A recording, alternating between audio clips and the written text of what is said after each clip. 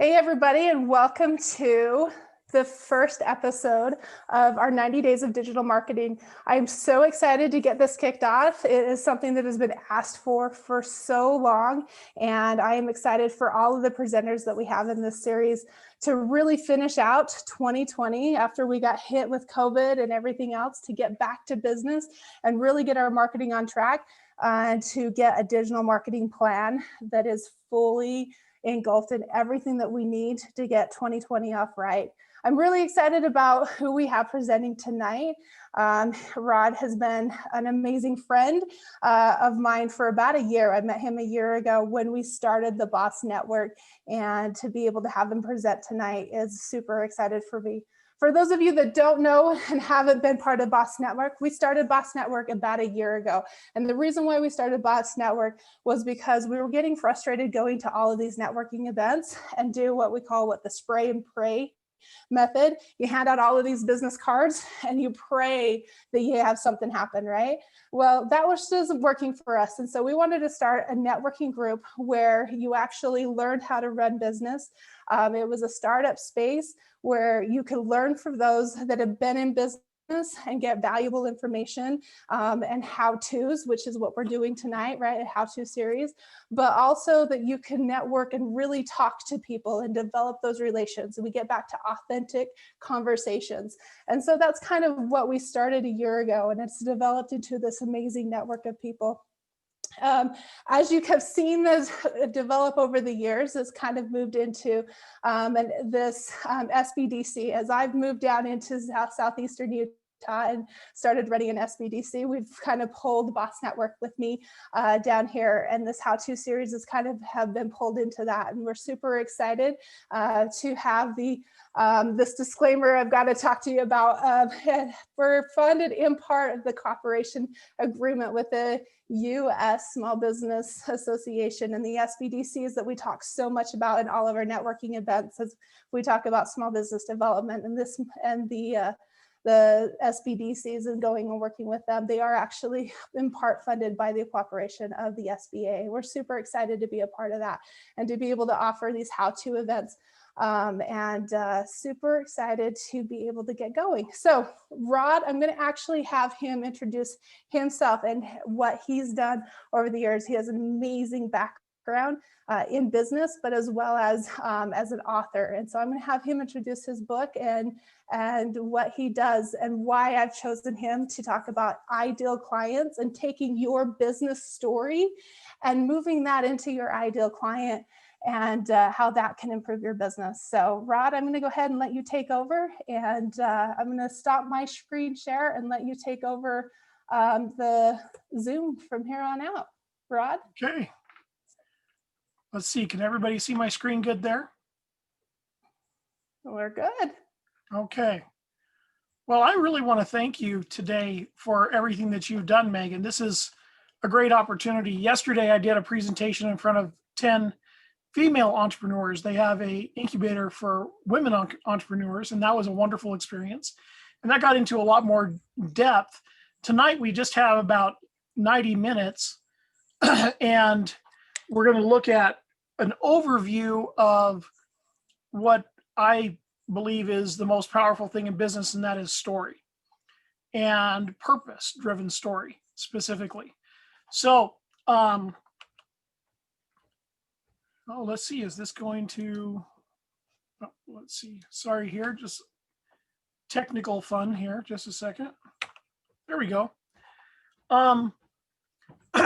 So I've been an entrepreneur for 26 years.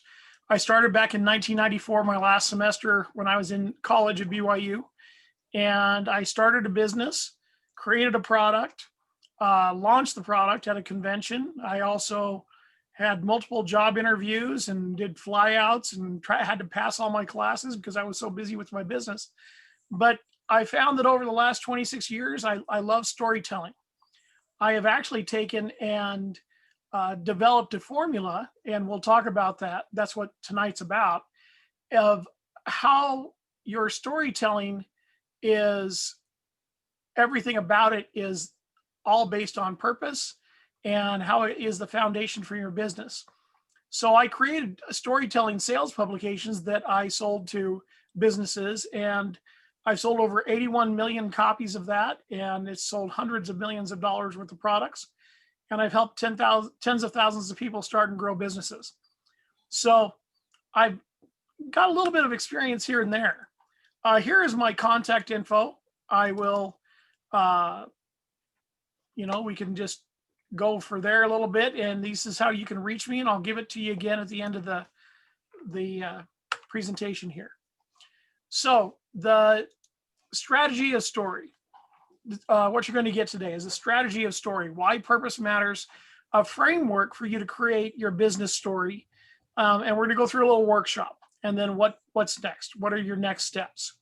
So this is, when I was talking to Megan, she wanted me to kind of give the presentation that I gave to her boss network back in January, I believe it was, wasn't it, Megan? And so when I did that back then, she says it kind of kicked her butt because she realized that she needed to get things done in her business that she doesn't have quite she didn't have it done at that time. So the whole point of this tonight is to give you a really good foundation and an idea of how to get it done. So story, you and your business have a story. Have you defined it? If you don't, somebody else will. Frankly, that's how a lot of people lose their reputation in businesses, because they leave that control to other people. Your story is a foundation for your entire business's strategy, success, and reputation. So the whole key and the cornerstone and the secret sauce of story is purpose-based storytelling. Now, purpose is not necessarily, Tom's shoes where you buy one, get one, give one to somebody else. That's really inspiring. But Tom's shoes and a lot of other companies prescribe to operating around a purpose that elevates and inspires others. So it enlightens others. And that's really the focus of what I do. And, over a 15-year period, the S&P 500 purpose-based companies beat their competition by 1,000%. And so you have a company in your category, and the purpose-based companies, they thrive. And 92% of customers want stories from their brands that they like. You see the stories on commercials. A lot of people think it's just, ads, but the story is actually the foundation. Now, the question becomes, why story? Now, let's talk about neural coupling. Sounds like a really technical term, and it is. It's a functional MRI has shown that the listener's brain fires just like the speaker's brain. So when I'm telling a story, Jack and Jill ran up the hill, your picture in your mind you probably remembered the cover of Jack and Jill running up the hill when you were a kid. A story actually helps our brains fire together. So what they did is they took a picture of the storyteller, an MRI during his storytelling. And then when they had the listener in the MRI, they told the same story. The listener's brain fired the same way. And that's really important. I'll show you these steps in just a minute. But I also want to point out that our brain processes 11 million bits of data a second. Now, our conscious mind only produces or processes 40 bits a second. So that's 99.999% of all data is processed in our subconscious. So the question is, how do we as businesses get to the subconscious minds of not only our customers, but also our employees, everyone that is involved in the business from the ground up? And that's story. So 95% of the purchasing decisions are made in the subconscious. Words, the facts and figures, they only reach 2 areas of the brain where story reaches all 8. So that's why when you see a listing of facts and figures, it's, they have very little influence. That's why you pick up a brochure on a counter in a business and you put it down, because it's just listing all the things that the company does. but a story has very strong influence. So what we're going to do is kind of give you an example. So conventional marketing, that's what you do, is you sell your solution using facts and figures or features and benefits. So let's go through an example. So this is It's Real video messaging app. So it's a video messaging app for all platforms. It supports up to 4K video resolution with ultra compression, HD audio, a simple interface and interactive screen, multiple filters, dedicated developers, and a 4.5 out of 5-star rating. How many people are ready to buy? It just doesn't happen. People don't want to buy off of the list of facts and figures. Now, let me tell you a story example. I saw and talked with my beautiful wife on the screen. Even though she was 1,000 miles away, it was so clear that I could reach out and touch her. The It's Real messaging app is incredible. The clarity and stability make it so fun and easy to use in my office and on the go. It's my top choice for my most important connections. So with this conventional example, you had to put everything together. I left it up to you, the listener, to connect the dots. I say it's got 4K video resolution, but what does that mean? But here I say, I saw and talked with my beautiful wife on the screen. Now you are picturing a man talk to his beautiful wife, or you're picturing you talking to someone important to you. So the story really puts it in. When I tell a story, I'm able to but I'm able to help the listener hear it the way that I want it heard, which is incredibly important. Now, here's another example. Facts Telling Stories Sell. So the Significant Objects Group. This is a group that they went out and did an experiment. They bought items in a thrift store. They posted them on eBay. And the actual pictures they used actual pictures of the items with fictional stories. So they spent $128 and they brought in over $3,600 or $3,200 worth of revenue by just telling stories about those items. And I mean, people knew what the item really was, but the storytelling went out and actually brought people into, it got people interested. So the story framework, what I did is I took my experience. I've interviewed well over 1,000 people. I've written stories of over 1,000 people. And so I created a formula where I could teach other people how to do it. So my clients, I actually have a client right now that still uses my storytelling publications. What I did is I created a 4-page newspaper with no advertising, and where I told stories with pictures, words, and I told individual stories, and I wrapped it around an entire overall story. And I've sold 81 million of those. I have a client that still mails out 200,000 to 400,000 copies a month of those right now. And it still works. The print still works. People think that we just have to be in digital, but print is still working. So my book, I put this formula into a book. It's called the Story Formula. And I'm going to show you what the 3 critical parts: the foundation, understanding your customers, and transforming your customers. So here's a little diagram of how this all works.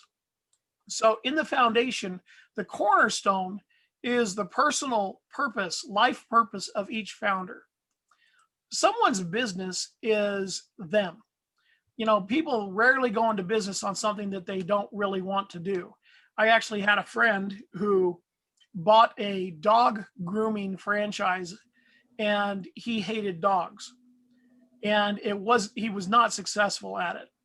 What he did is he ended up 5 years later selling it for what he paid for it, but he had 5 years of effort into it, and he didn't make any extra money. So he was able to get out from underneath it, but he just had no passion for the business at all. Without knowing your purpose, it's really hard to have passion. And so the rest of the foundation, I'm going to go through each one of these steps here in this in what we're doing tonight. And I'm going to kind of show you how everything fits together. So kind of to start, what I want to do is just show you an example. And this is for my company, Story Changes Everything. So my personal purpose is I thrive when I look at someone smile and know that I contributed to it. That's what moves me. That's everything that I do. When I see that light go on in somebody's mind, that's what really moves me. The clarity that is given by this story formula, like I was working with a financial planner, and he said in 20 years in business, he's never had the kind of clarity that he had after working with me for only a few hours. So clarity is everything. And I just love seeing that light go on in somebody's mind. So now the escape from pain. I'm going to go through and describe each one of these in depth, but kind of give you an idea.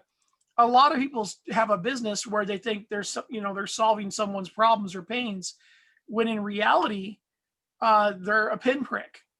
You've got to have something that somebody's willing to cut their arm off over.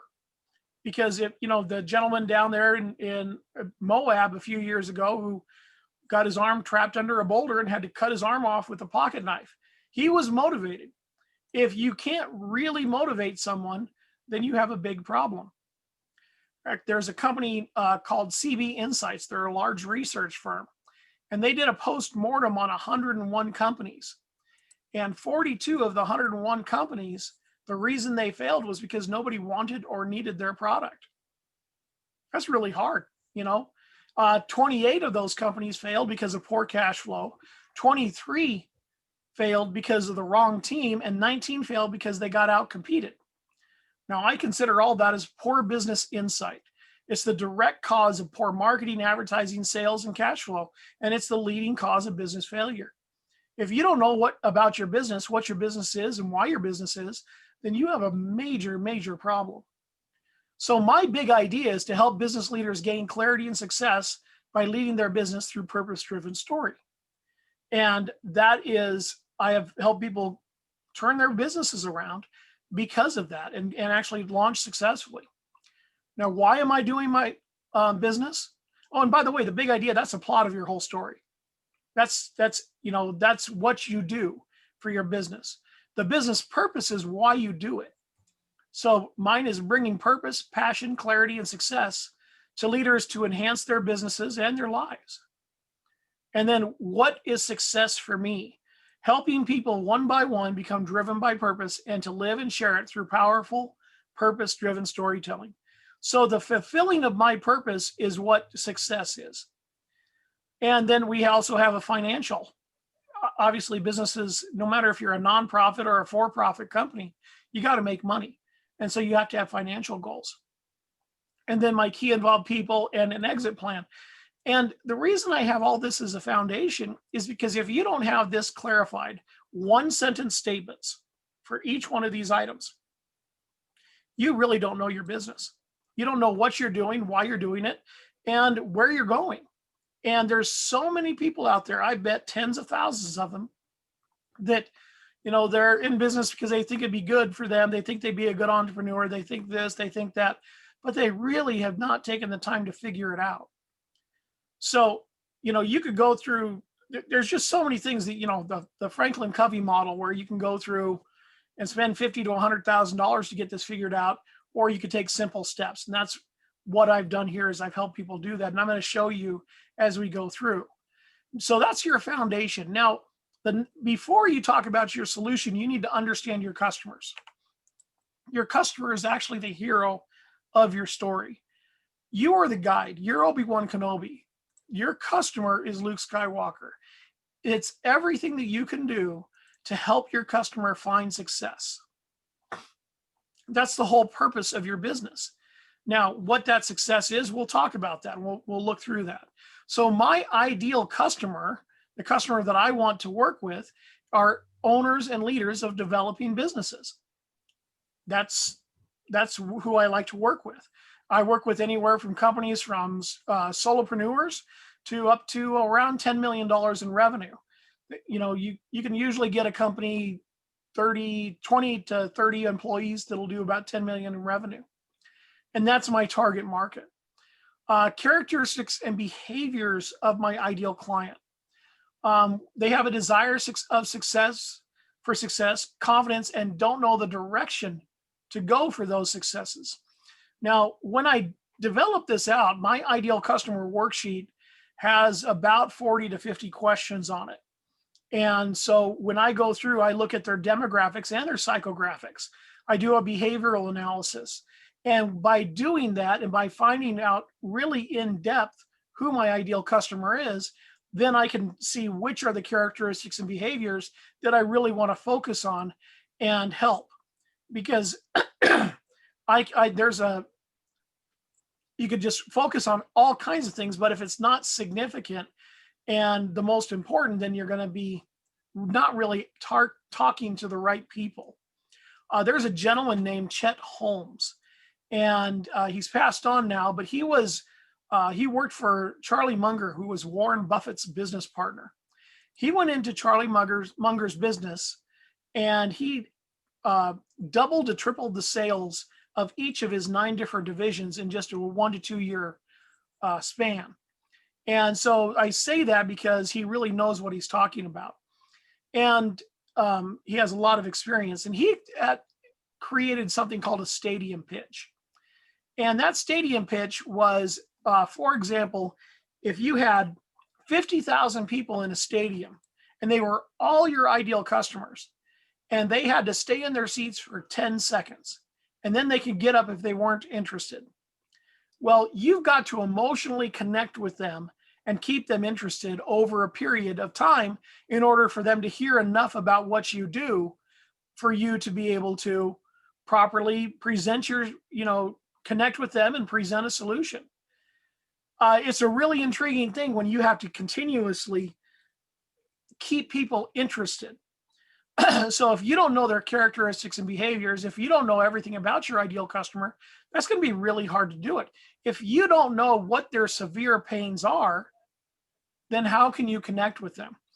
For my first book, Are You Ready to Start a Business, that I wrote, I came up with a list of 700 different pains that I worked through and to condense down and create the different topics for my book.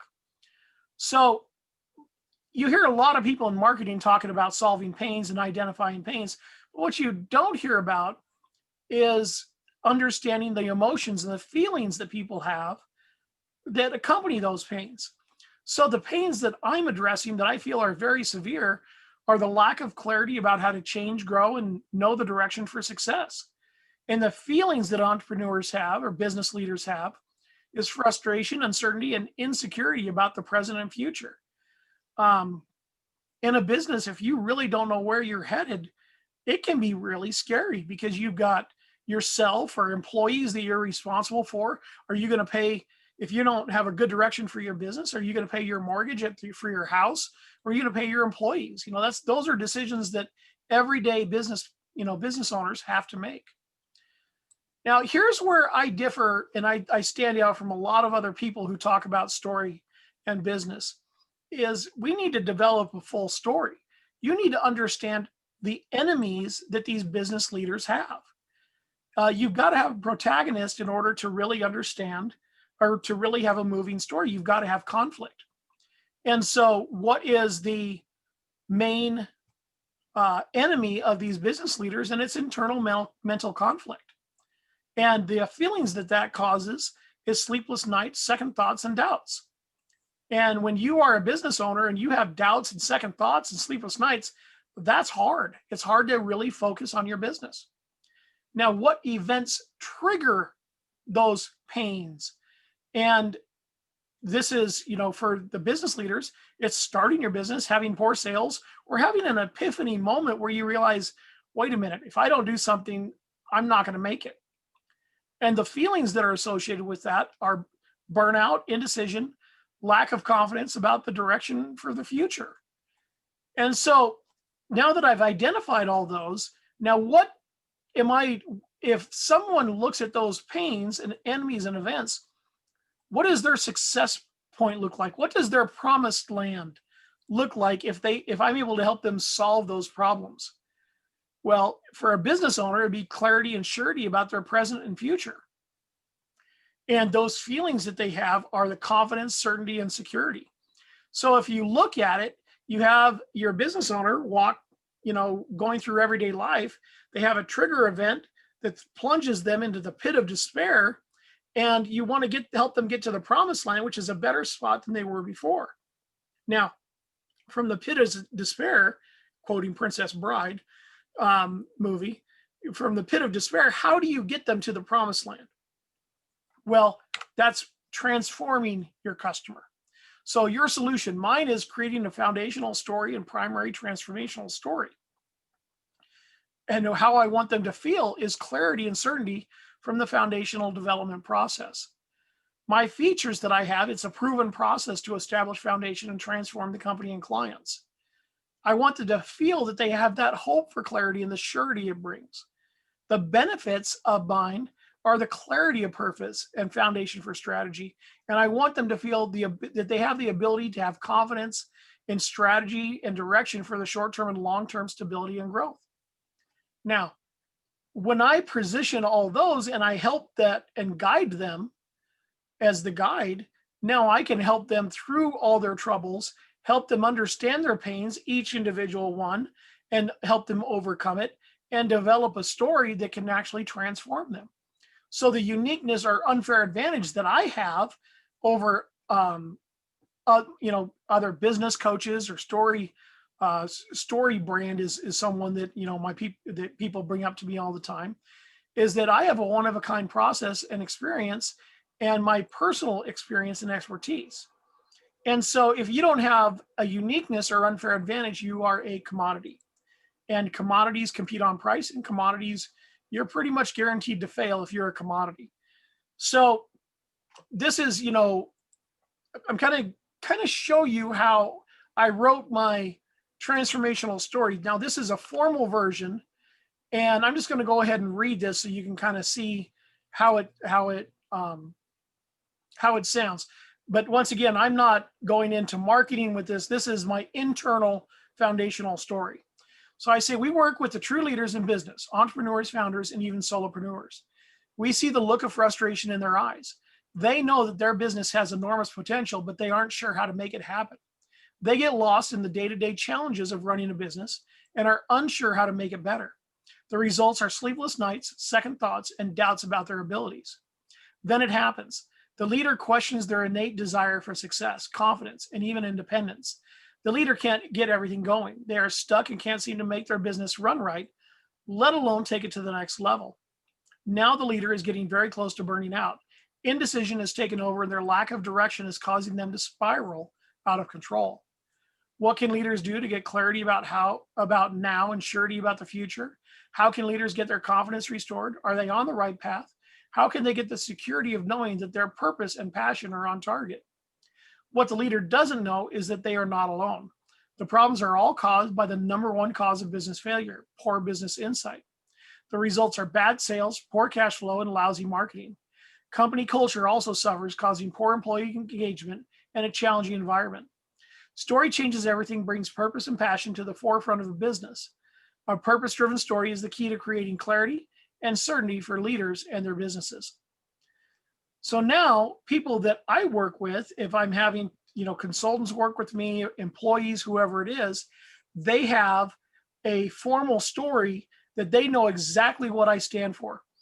Employee engagement is right now at the lowest in so many companies because they don't know what the company stands for. When you have the story written like this, now you're able to help people see exactly what you stand for and how it matters. So this is an example of the formal version of my story, and it lays the foundation for the identity of my entire company. And it's also the foundation for all the branding and marketing. So the creation for the story, the first step is we discover the heart of the story, the leader's personal purpose, the cornerstone. We clarify the problem they solve and their solution or the big idea, and we discover the why of their business and what success truly means for them. Then we undergo the discovery process to understand the clients.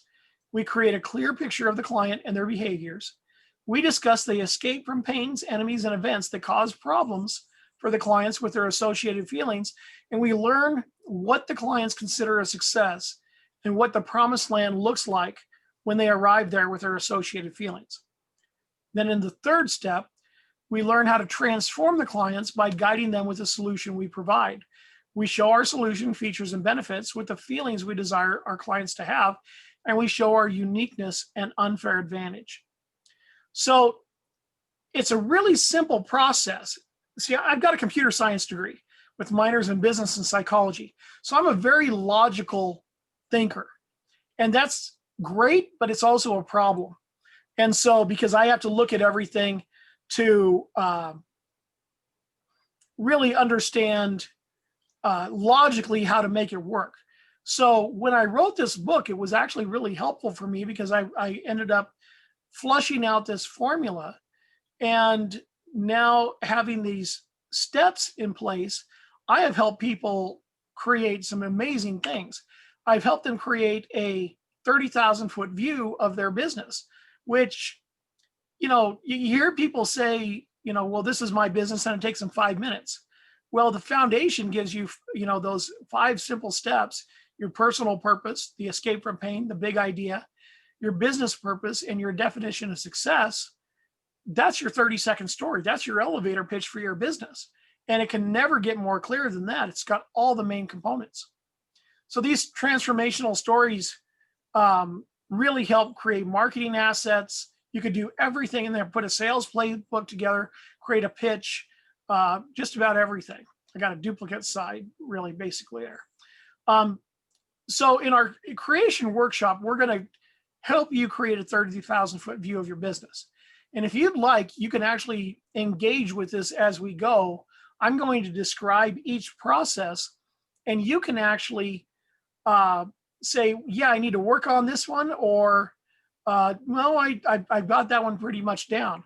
Megan can post in the chat a link to these slides so that you can work on them later as well and have some guidance there. Did you get that link, Megan, that I emailed to you? I will get it right now. Awesome. Okay, so starting with the individual purpose. Now, the founder's individual purpose, I created a system or a process that I can help anyone discover their purpose in life. I believe what our purpose here is on the earth is to find joy. I don't know of anyone that wants to be miserable every day. They don't wake up and say, how can I be miserable today? We may get depressed sometimes and we may not see how we can be happy, but I don't think that that's what we're here on earth for. I believe that we're here on earth to find a way that we can find joy. And so the process that I have created, I walk people and I ask them about 100 questions, and only happy memories that they're able to write you only write down the happy memories. And then I show them how to combine and condense all those happy memories and come up with a 1-sentence statement that is their purpose in life. Mine is, I thrive when I look at someone smile and know that I contributed to it. That's what moves me every day, whether it be with my wife, my children, my business, community, whatever it is. And without purpose, you can't really have a passion. It's one of the reasons people have such a hard time understanding what they're passionate about, is because they don't know what really brings them joy.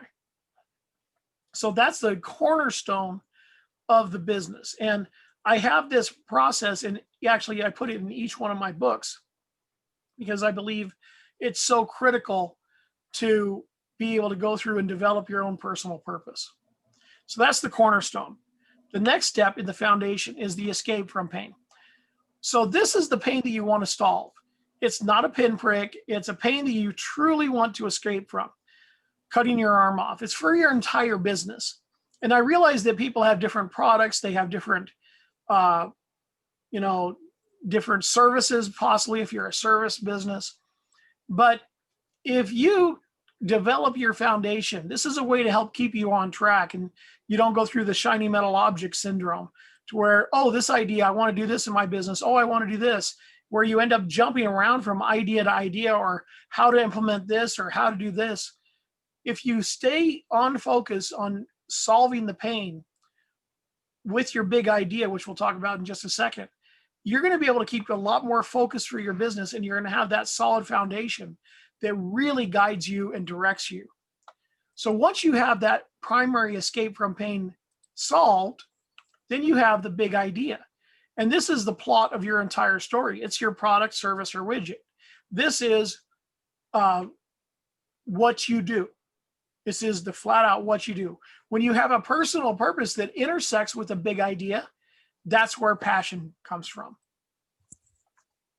Your business purpose is why you guide your hero to escape from pain, why you're in this business. What is your motivation? People don't buy what you do, they buy why you do it. Have you ever seen the video Start With Why, the TED Talk by Simon Sinek? I think it's called The Golden Circle.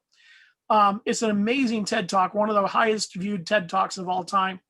And he talks about people buy why you do things. If people buy what you do or what you sell, then you're a commodity. You know, you can go over and buy something from someone else.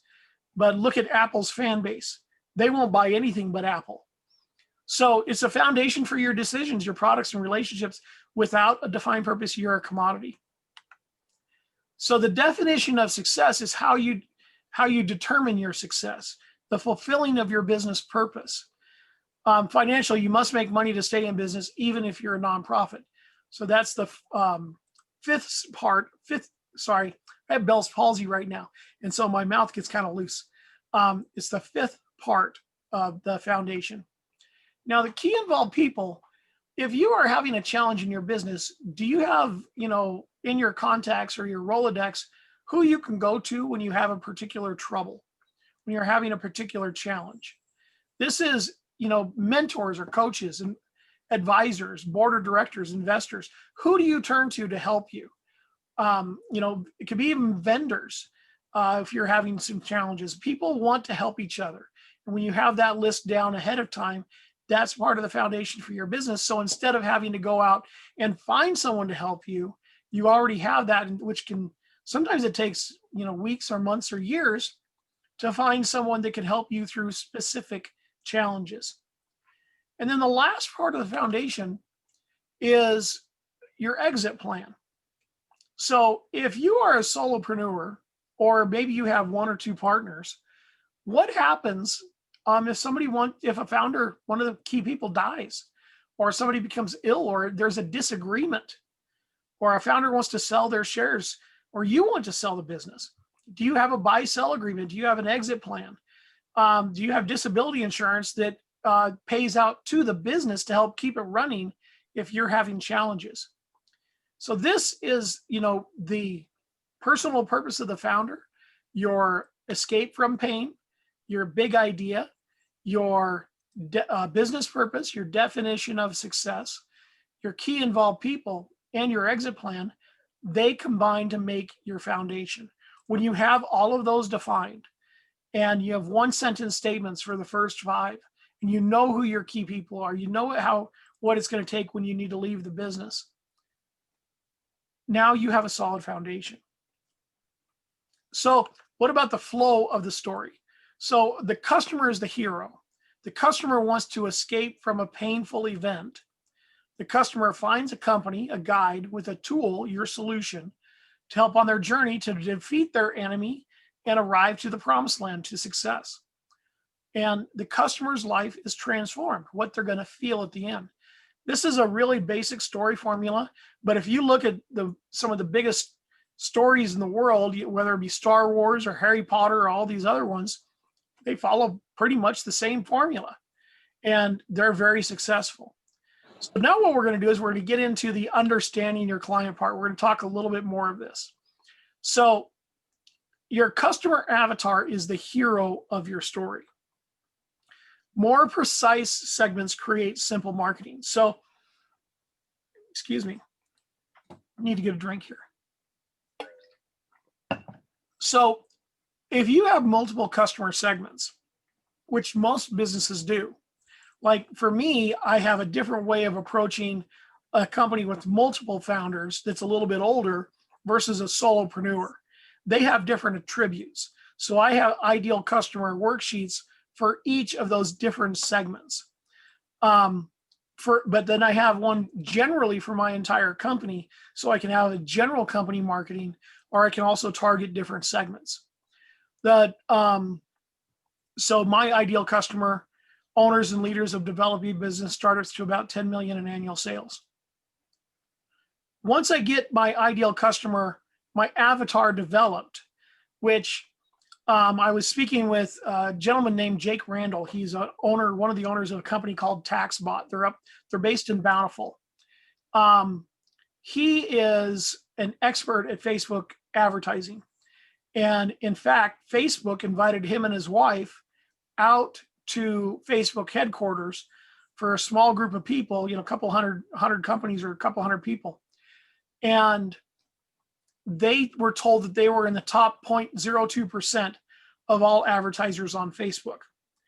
And he shows that Facebook actually has over 80,000 data points on a given customer, a given person.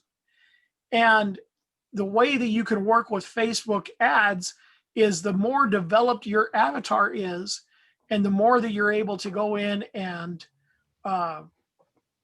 identify when you're putting into Facebook the right keywords, all the right psychographics and demographics and all the different things, then Facebook will take that and run with it. You can let Facebook go out and figure it out for you, but it costs you a lot of money that you could really get through very quickly if you go through and do the process yourself. So the ideal customer is a huge part, and it's where I spend a lot of time coaching my clients on how to make sure that they know exactly who they're marketing to. The characteristics and behaviors, what you do then is you take your ideal customer worksheet and you develop sentences and statements about what makes your ideal customers tick. What is their, really core primary characteristics and behaviors. And when you do the ideal customer worksheet, you're going to create your own behavioral analysis. What's a day in the life of your customer like? You're going to find out who wants your product and who you want to work with. This is really key, because a lot of people think, well, I got to go out and find the right customer or find the customers. But you also want to find the right customers and who you don't want to work with. That's even part of my ideal customer worksheet, is attributes of people that I don't want to work with. Because the last thing that we want is we don't want bad customers. Bad customers cost a lot of money. And so it can be a real challenge. Once you have that down, now we get into the pains that your customer avatar experiences. And they need to be severe. And once you go through and look at your ideal customer worksheet, now you can go through and say, okay, well, what pain does this person experience? And I have my clients go from anywhere from 50 to 500, a list of 50 to 500 pains.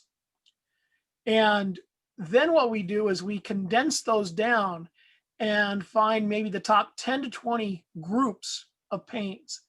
Once we have that grouping of pains, then we're able to really, really focus. And then I'll start developing out, okay, what are the feelings with each one of those top 10 to 20 pains that we're dealing with?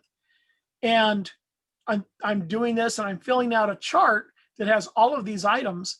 And when you have your foundation that you never change, that never changes, but then you can create transformational stories, not only for your overall company, but you can create a transformational story for each individual pain. And each transformational story can actually, you can make 10 to 20 social media posts in a heartbeat out of each individual transformational story.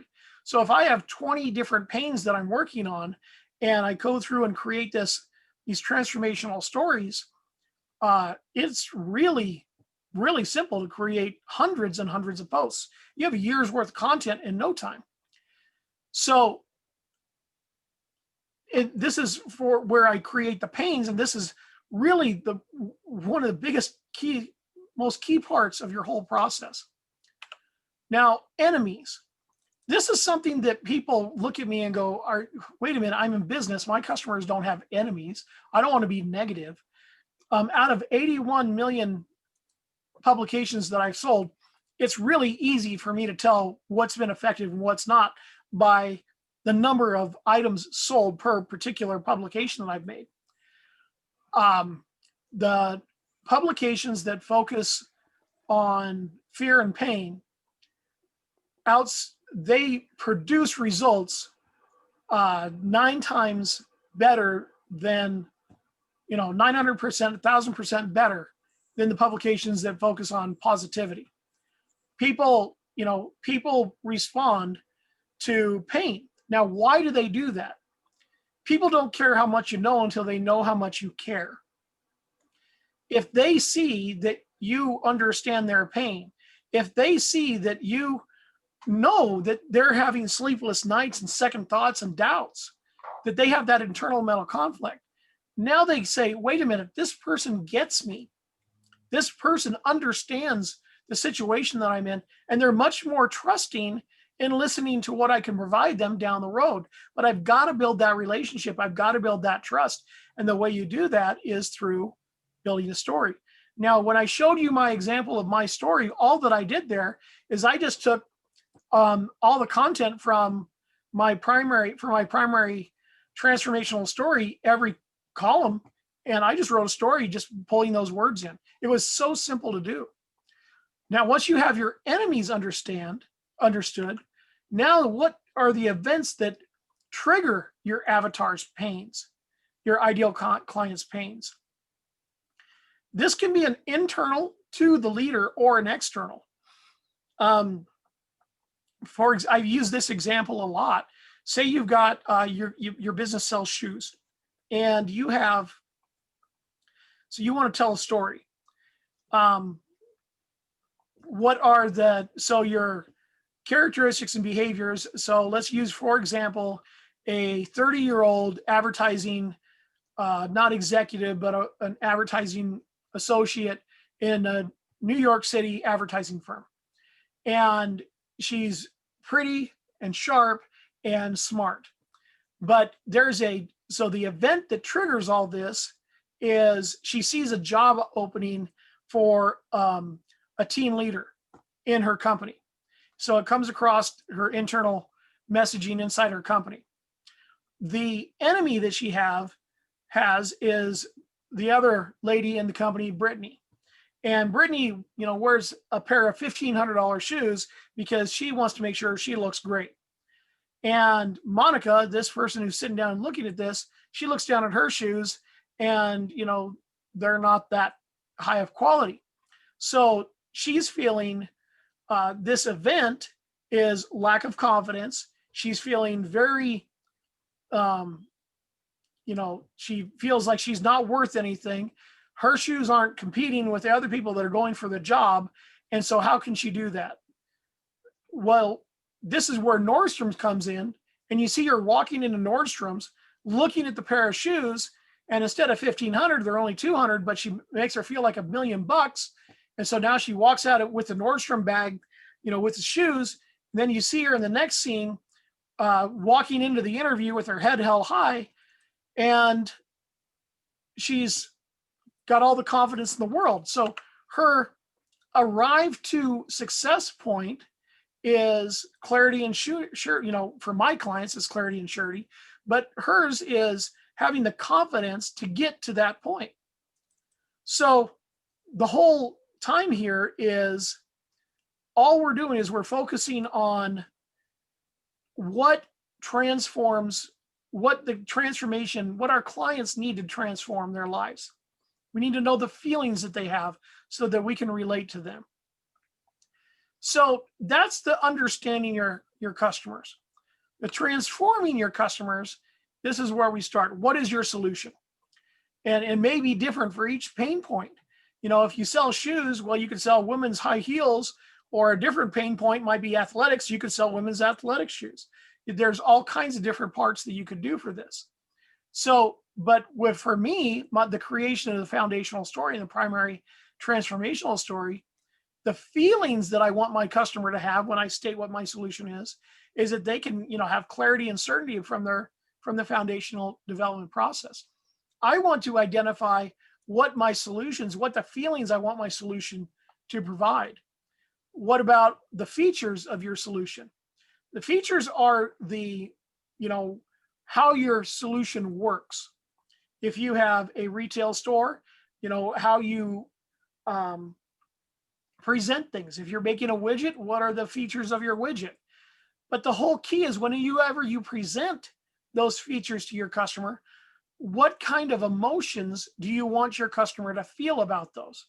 So you can present a feature that is 4K resolution, or you could say it's 4K resolution, so you can see the detail and depth and blah, blah, blah about the screen that you're selling.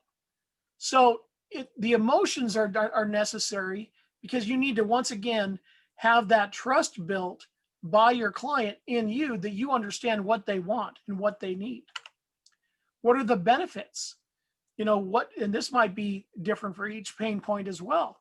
The clarity of purpose for mine is the clarity of purpose through creating the story foundation, a clear strategy for success. For a widget, it might be how it helps you accomplish A, or it makes life easier in way B. But then what feelings do you want them to have when they accomplish those things? That's the whole key to telling the story, is knowing how to word what you say to bring out those feelings in the customer. And then, the big key here is, what is your advantage?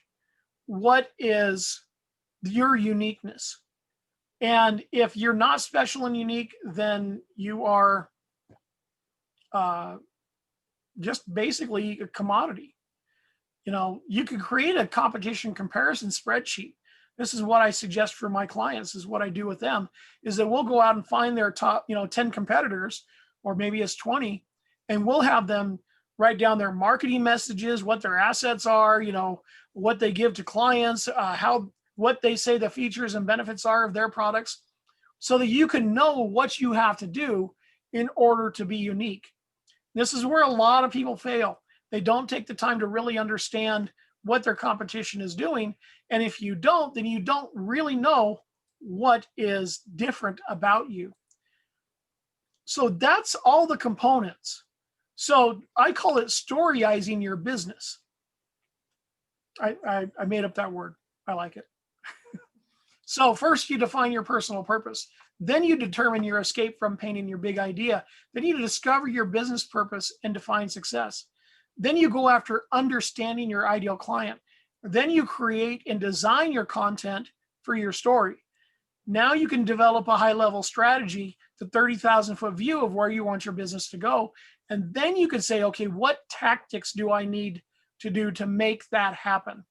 And then you can take massive action to achieve that success. So really, I got some resources here. What's next? You got to start now. You could get my book, The Story Formula. Megan, I don't know how many of your clients down there are within reach of you, or if most of your people are distant, but I could actually even send some books down there for you if you'd like. That'd be awesome. The Start With Why book by Simon Sinek is fantastic. There's a book called Firms of Endearment. You may have heard of Good to Great, the book Good to Great by Jim Collins.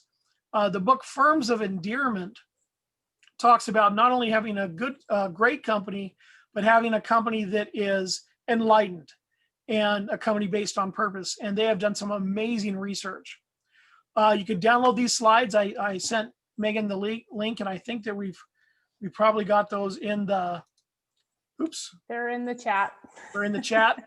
Yep. And call me and let's talk. So here's my contact information, and that took about an hour, and I wanted to leave time for questions and answers to see how I can help anyone, or if you have questions on what we're doing. Very cool. So let me show you. I would say I actually back in January, I asked Rod to do a presentation live. And the cool part about doing it live is he actually has a handout where you actually go in and write your business in, and you write your avatar, and you actually do this with him. And I was going through with my business at the time, and me and my business partner were sitting there and we're writing. And the cool part is about our business is we each have our own specialty. And so my specialty was small businesses and family finance. And so we're all writing our ideal clients. And the interesting part is, as Rod talked about, having a different story, or being able to take your story and having that story for each individual area that you focus on, and Each segment. each segment. And where we got kicked really hard, we had our avatars and we had all of that, but we didn't have a story or have that outline for each individual avatar that we had. So we had so many focuses, and it was really, really great. And we specialized, and we had our own avatar that we focused on, but we didn't have that story for each individual avatar.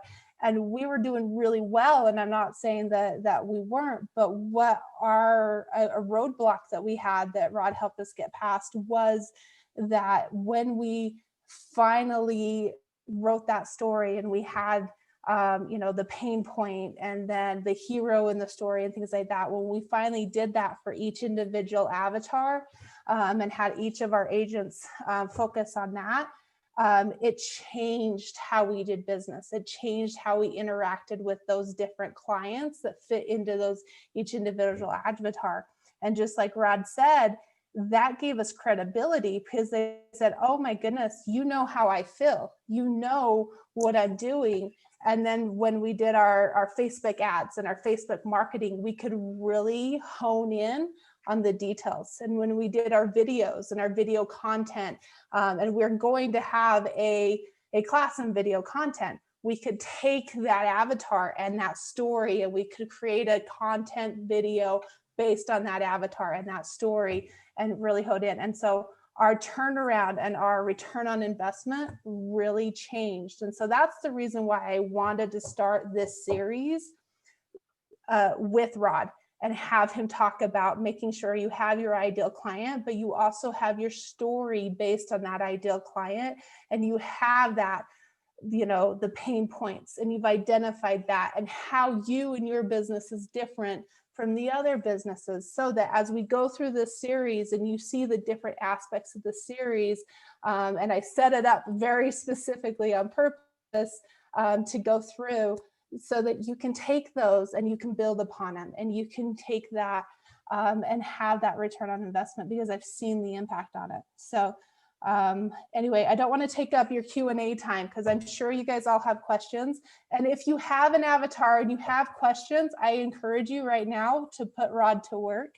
And it's really kind of fun to watch him take your avatar and kind of twist it and talk to you and watch him develop that story. So if there's anybody here that has an avatar that you have questions and you're not quite sure how you can develop that story, I encourage you to take some time.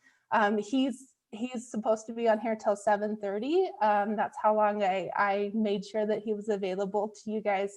So there are, I think, 7 here. So we've got plenty of time. So if you would like to have him help you create that so everybody can see how that works, I would love to have somebody be brave and put that out there so that we can see how that develops. Before we start there, I will develop up a handout from what we did back in January that you can post on in a while. So that'd be great. I'll work on that for you. I actually still have mine. It's in the cupboard behind me. I'll grab it so you guys can see what it looks like. I'll grab it real quick.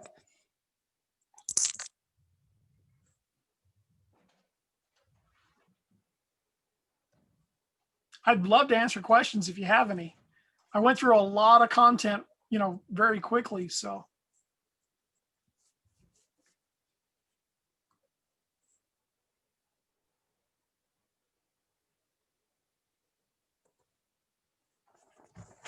So this is what we filled out.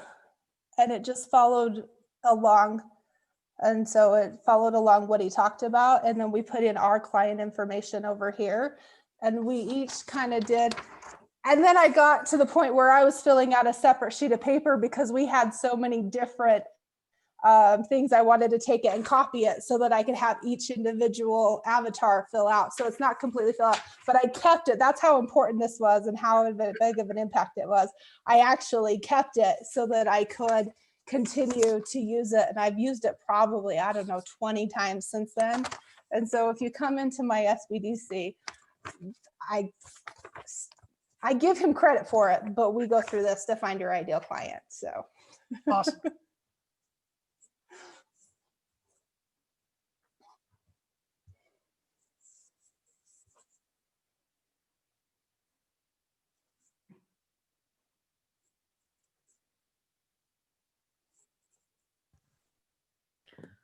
Okay, I'm gonna be brave and put this out there. So I'm starting a campground in Blanding, and I'm just barely starting. Well, my family's been really working on the website. I did the physical side of it to prepare it.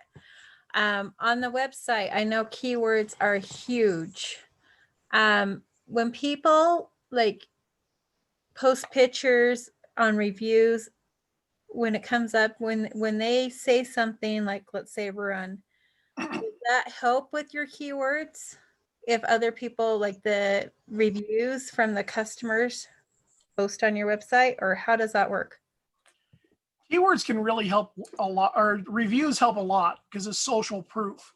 That is really important. I mean, a lot of what I've done is I've actually helped people tell their story in testimonials for over 25 years. And so as far as keywords go, how are they providing that review to you? Are you interviewing them, or are they just doing it online? They're just doing it online. It's just, we just barely started the website this week. And then we were using Facebook and Instagram too, because I know those are critical. So what I would suggest is that you say, you know, if you'd like to give us a review, because you're probably emailing them and then with the link of where to go to get the review. Correct. What I would do is I would make that into a system. I would say, okay, here are 3 things that if you could talk about in your review, and be honest, I'm not trying to make you say one thing or another, but ask them the questions that you want them to answer. Because if you just say, give me a review, it's like shooting in the dark. You have no idea what they're going to say.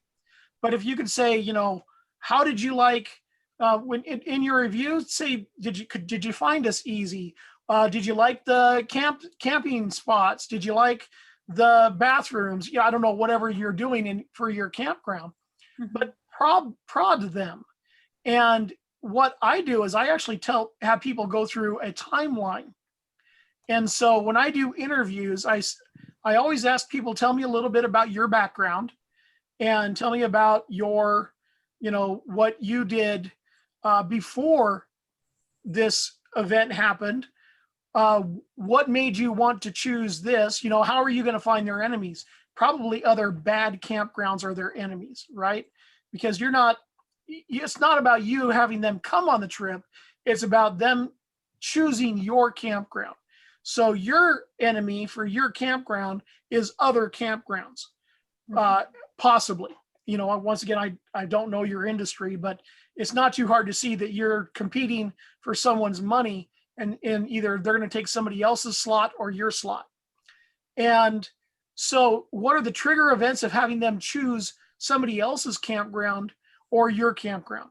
What are those things? And so you could say, why did you choose us?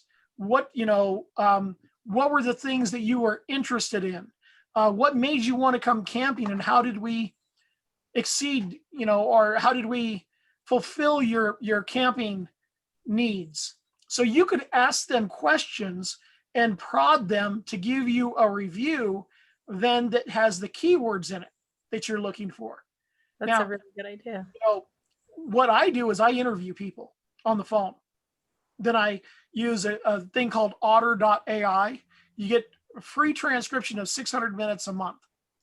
And Then I take that and then I write it up, but I interview them and I orchestrate the questions so that it's a really easy thing to write, if that makes sense. But in the review world that you're doing, because you want it to come from them and have them post it, the next best thing is in your email, give them the questions in the order that you want them to answer them. So the most important one first, because most people are only going to answer one, maybe two, if you have 4 questions.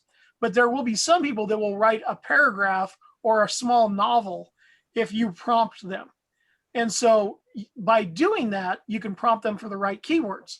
And therefore that would help your, a lot of your Yelp reviews or wherever your Google reviews, wherever you're looking at getting those to be posted. Okay. Right now we're using a hip camp. Have you ever heard of that? I have not. Anyway, that's what we're using right now to do the reservations. And when another thing is if people upload photos on their reviews and put a caption like of the stay, does that help with keywords too? When they what that happens with, that helps with conversion. Okay. So it may not be a help with keywords, but when people see the social proof that they actually were there, now they see that, oh, hey, that's real. It's not just them just putting up pictures on their own website. So that'll help with conversion. Okay. So, and what I would do is I would offer an incentive for like maybe the next time they come camping, or maybe you'll send them a knick-knack in the mail of, if they do not only 1 review, but 2, like Google and the other, now you can build 2 review sites. And sometimes you have to offer an incentive for them to do that. Don't go wild. Don't go like with the $25 gift card, because that's going to cost you way too much money. But you can offer, maybe you guys can get patches made for your campground, or a pin or a magnet or something like that. And then send them a magnet that has with a leaf from your campground, or a little rock that turns into dust in the mail or something. I don't know. But you can figure out something that would make you unique in responding, that would add incentive for them to give you a multiple reviews, not even just 1 review. Okay, perfect. Awesome. Thank you for the input. But Great. knowing your ideal customer is going to help you know what keywords you want to drive from them, because the keywords should, the key to keywords is you can't just use any keyword. You've got to be able to have those keywords that mean something, that will trigger something in your ideal client to come find you. So you need to, when you create those questions for the reviews, you need to ask those questions that are actually going to drive someone to give you the right keywords. And so that's where the art of this part is. Okay, because the more keywords you hit, the higher up you go in the search engine right? optimization, so that you don't have to pay for the placement. How many campgrounds are within 50 miles of you? Quite a few. A lot. Okay. Yep. So then if you've got 50 campgrounds that you're competing with, and you put in southwest or southeast Utah, or Moab, or Monticello, or Monument Valley, or whatever it is where your campground is near, now you need to show up as high as possible on Google's. You know what they call the rankings after number 10 on Google? Desert. Okay. Nobody ever goes past the first page on Google. So you've got to be on that front page. Okay. Perfect. Not just, so here's the challenge. It's not just on, the particular site that you're on, but it's, you've got to do that across all kinds of different platforms. And so that's the challenge when you have this, because you got to have people be able to find you no matter where they're looking on. So Google, make one thing that you can do is you can have, if you have someone in your close circle that is humorous, you could have them do videos of reading the reviews in a complimentary way and saying, listen to what, Sally said about our campground, and do YouTube videos, because now you're going to get, YouTube is the second largest search engine. There is. And so if you build a YouTube channel with reading funny reviews, and you could get that into there, of course, in the description, then you could put your campground name. And I mean, you can load that description with I think up to 4,000 characters. So you can put all the contact information for that and do shout out to the person that did the review and all kinds of stuff. And you could build that up to now where you're using YouTube as a source for leads, not just, your review site.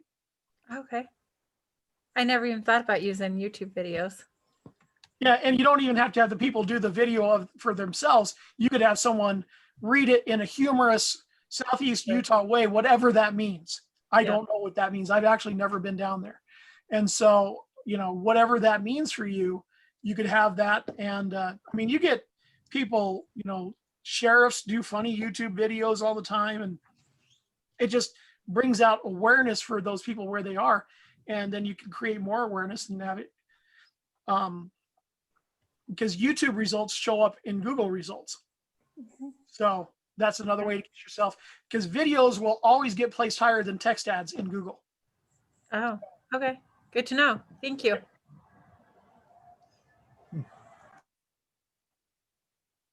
Is there any other questions?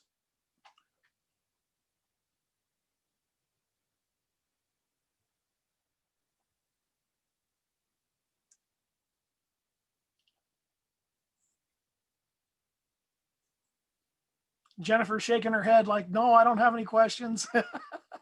Jennifer's going to be in the hot seat next week. I'm sitting here taking notes, Rod, and going, wow, what an awesome foundation for what I have to cover. Everything's going to be, how Rod said this last week? Well, here's the next step. That's awesome.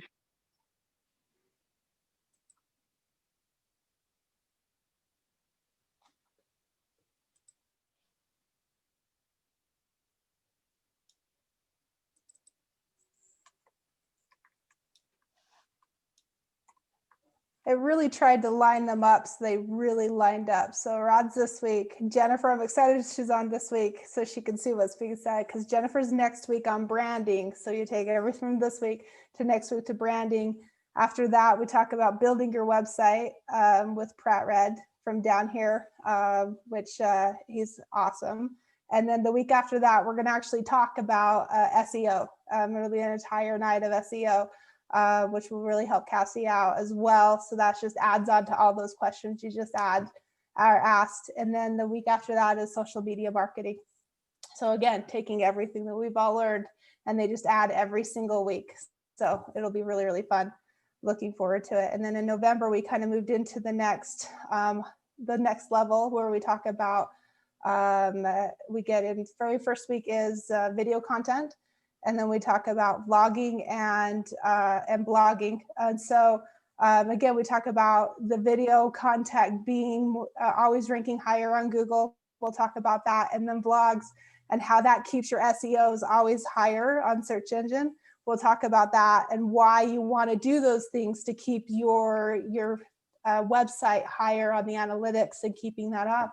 Because just like Rod said, if you're after 10, you're kind of in the desert. Your odds are your website won't even get looked at. Podcasts, I don't know if anybody knows this, but there was a podcast that was just bought for $30 million.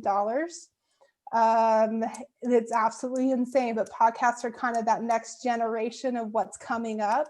And so I have Ryan Murray that is going to do creating podcasts for long-term growth. And so that's really kind of the next step. We have a lot of YouTubers and things like that. That's kind of becoming the popular thing right now.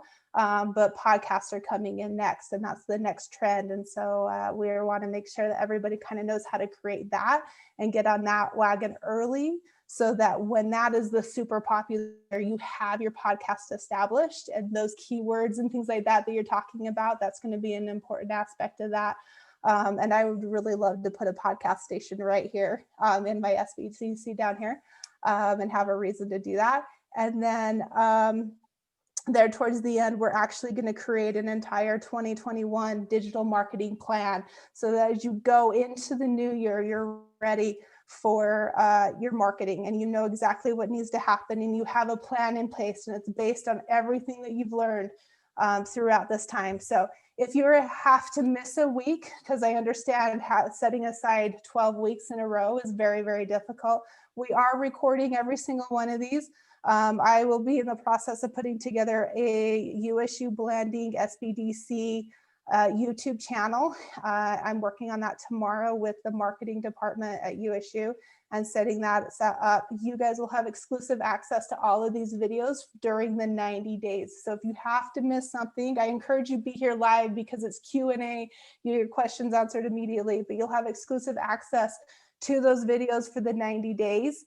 And then after that, we'll do them or open them up to the public after that so that everybody can have access to those. So if you have to miss something, you won't totally miss out, but I encourage you to be here live so that you get on the Q&As and you don't have any questions that go unanswered. So I appreciate everybody being here tonight. If you have any questions, feel free to reach out to Rod. He's absolutely amazing. He answered so many questions of mine, and I reach out to him all the time. Follow him on Facebook as well. He always puts up some incredible information, and it's a lot of fun to have him on there as well.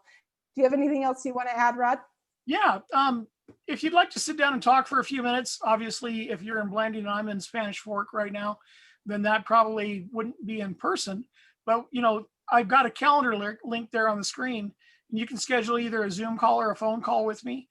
And let's just sit down and talk for 15, 20 minutes, and I can help you out with whatever you need. Definitely.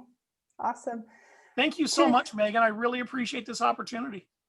Thanks for doing it for us. I know that there's so many people on here that really enjoyed your information. And tune in next week for Jennifer Seeley's The Opportunity and the Power of Branding, because that's our next level, right? That's what we're doing next. So thanks everybody for coming. And we really hope you guys have a wonderful evening. And if you're watching on the replay, make sure you comment below and let us know where you're watching from. And let us know how you heard about us. Have a great night. Thank you. Thank you. Thank you.